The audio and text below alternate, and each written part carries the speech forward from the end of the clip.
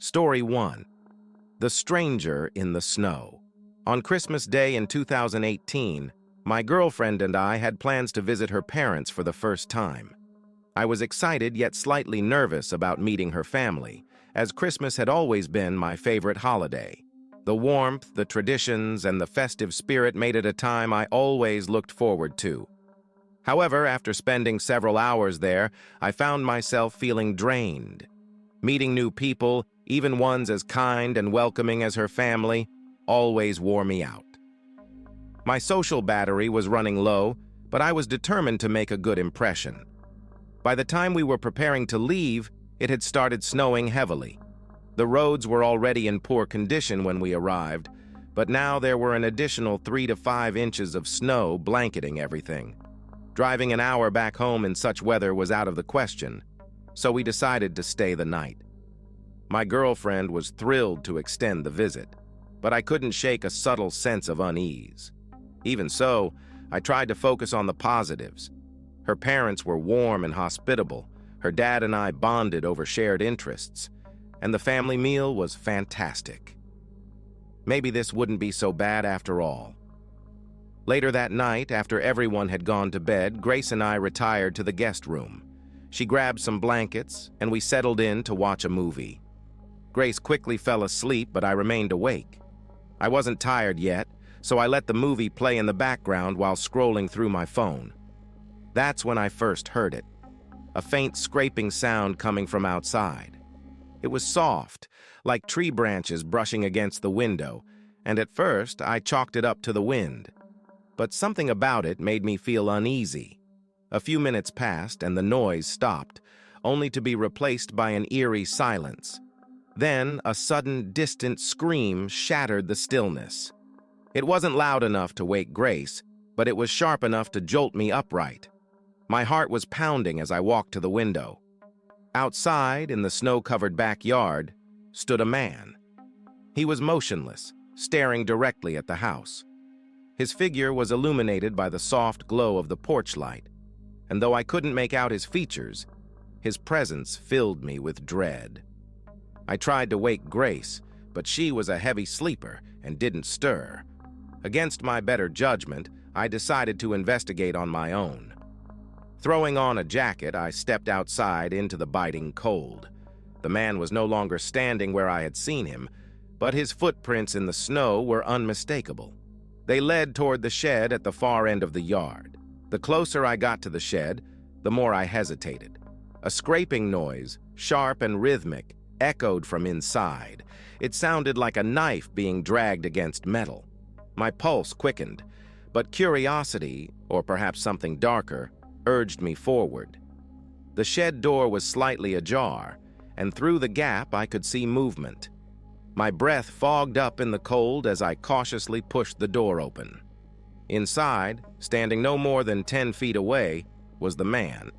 He was holding a sledgehammer, and his expression, what little I could see of it, was devoid of anything human. For a moment, I froze, unable to process what I was seeing. Then he started moving toward me. My survival instincts kicked in and I bolted. I screamed for help as I ran back to the house, but when I glanced over my shoulder, the man was gone. He had vanished, leaving only his footprints in the snow. I stumbled back inside, slamming the door behind me. My frantic yelling finally woke Grace, and we quickly told her parents what had happened.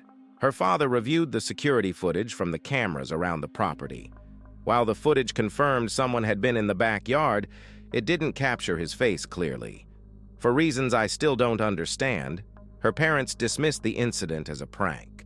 They insisted we shouldn't call the police and assured me there was nothing to worry about. I didn't argue, but I couldn't shake the feeling that something was terribly wrong. This wasn't a prank. That man hadn't been there for a laugh. He had been there for a reason, and I was certain it wasn't anything good. Since that night, I've avoided visiting her parents' house for Christmas. Every time snow blankets the ground, I think about that man and wonder where he might be. Some nights, I wake up, expecting to see him standing outside my own window, watching, waiting. Story 2. The Christmas Eve. Abduction. Christmas Eve was everything I wanted it to be. My two boys, ages 5 and 8, had spent the day buzzing with excitement, helping set up decorations and sneaking peeks at the presents under the tree. By bedtime, they were exhausted, falling asleep almost the moment their heads hit the pillows. My wife had also gone to bed early, leaving me to enjoy a rare moment of quiet in the house. I settled into the couch with a mug of hot chocolate, the Christmas tree lights casting a soft, colorful glow across the room. A movie I'd seen a dozen times played on the TV, more for background noise than entertainment. The fireplace crackled and popped gently, filling the space with warmth. It felt like the perfect night, peaceful, cozy, and safe. Then I heard it, a heavy thud from somewhere in the house. It was sudden and loud enough to jolt me from my relaxed state.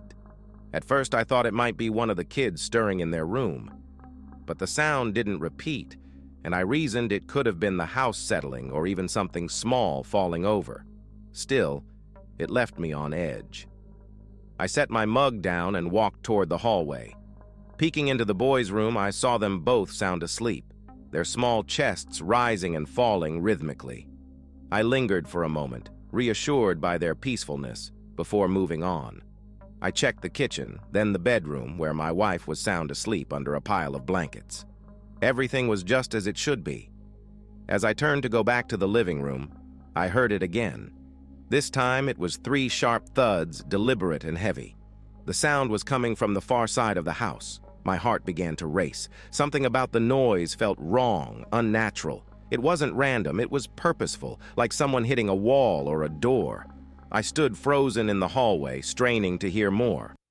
When the house fell silent again, I decided to step outside to check the perimeter. Grabbing my flashlight and slipping on a pair of shoes, I opened the sliding glass door and stepped onto the patio. The cold air bit at my face as I swept the light around the yard. The snow sparkled untouched under the moonlight. The fence was intact, the shed was locked, and there were no tracks anywhere to suggest someone had been outside. I lingered for a few moments, listening intently, but the night was eerily quiet. Shaking my head, I turned to go back inside. As I reached for the sliding door handle, I heard it. A scream, sharp and piercing. It was a child's scream. My blood ran cold as I recognized the voice. It was Luke, my youngest son. I raced to their bedroom, nearly tearing the door off its hinges. Logan, my 8-year-old, was sitting upright in bed, his face pale and panicked. The window was wide open, cold air spilling into the room. Luke's bed was empty. "Where's your brother?" I shouted, my voice trembling. I don't know," Logan stammered, tears streaming down his face. "He was here, and then he wasn't." The panic hit me like a freight train. I yelled for Logan to run to our bedroom and wake his mother, telling him to have her call the police immediately. I grabbed the handgun I kept in the bedroom safe and bolted outside, calling Luke's name at the top of my lungs. We lived in a rural area surrounded by acres of dense woods. My boots crunched through the snow as I scanned the yard and listened for any sound, any clue that might lead me to my son. Then, faintly, I heard him scream again. His voice was coming from the woods. I charged into the trees, my flashlight bouncing wildly as I ran. Branches scratched at my face, and the freezing air burned my lungs. But I didn't care. My son was out there, and he was in danger. "Luke!" I shouted, desperation clawing at my throat. "I'm coming!"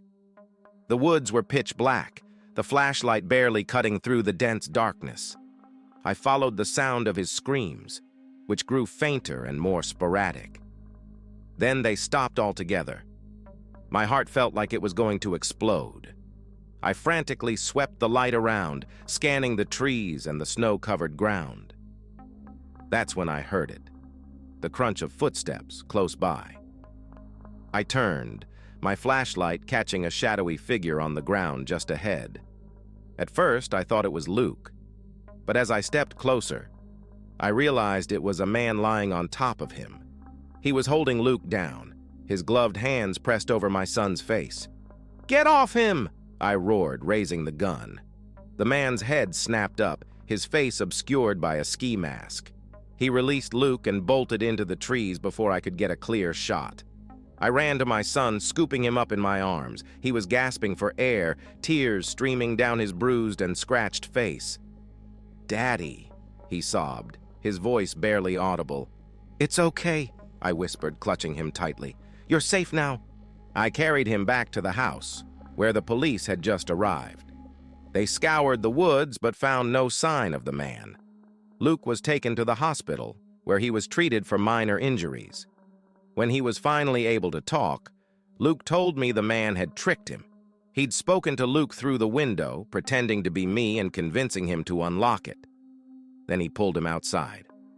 The man was never caught. Even now, years later, I can't shake the image of him suffocating my son in the snow. Every Christmas Eve, I find myself on edge, listening for sounds in the night, ready to protect my family from the monster who might still be out there. Story 3. The Silent Intruder. 3 years ago, on Christmas Eve, I returned home after spending the day with family. I was renting a house at the time and lived alone. It had been a long week at work, and I was utterly exhausted.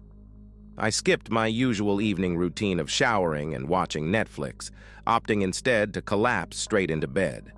My basement bedroom was always cold, but that night, I didn't care.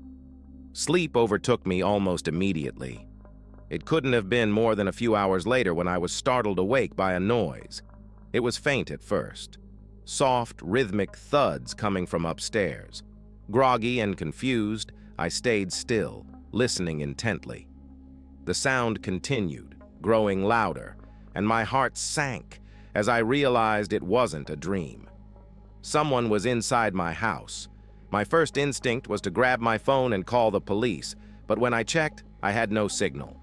The basement had terrible reception, and tonight of all nights, I was completely cut off.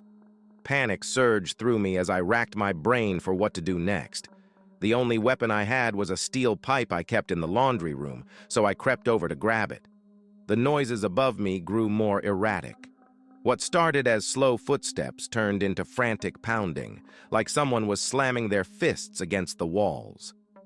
I crouched low behind a row of hanging clothes in the laundry room, gripping the pipe tightly. It wasn't much of a hiding spot, but it was the best I could do on short notice.